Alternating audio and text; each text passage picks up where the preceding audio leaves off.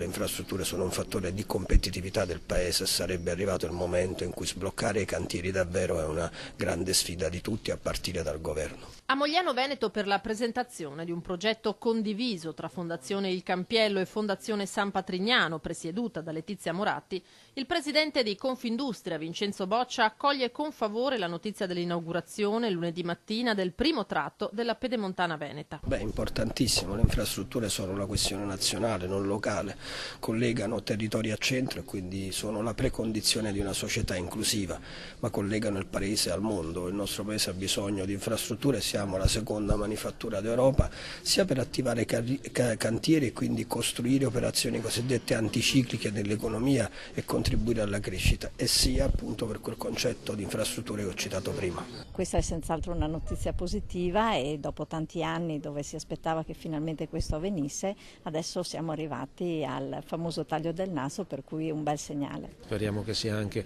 un inizio di cambio di passo per avere non solo infrastrutture ma anche tutte le altre cose che chiediamo con più velocità, perché stiamo perdendo competitività e ricordiamoci che quando si rimane indietro poi non si riesce più facilmente a riprendere. Industriali che guardano con attenzione all'evolversi della situazione politica nazionale dopo il voto, un governo, dice Boccia, che deve chiarirsi al suo interno e ritagliare per l'Italia un posto adeguato in Commissione europea. E poi abbiamo il nodo manovra finanziaria che non è affatto marginale, su cui a nostro avviso ci sono due grandi pregiudiziali da affrontare: uno è il nodo risorse e l'altro è gli effetti sull'economia reale dei provvedimenti che andiamo a definire. O aumentiamo il debito, che è una cosa che non possiamo permetterci, o verrà in qualche modo posta, perché è un calcolo algoritmico, verrà posta una tassa implicita a tutti. Sempre che in autunno non si torni alle urne per le politiche. Se di fatto il governo riesce ad andare avanti e a fare ciò che serve,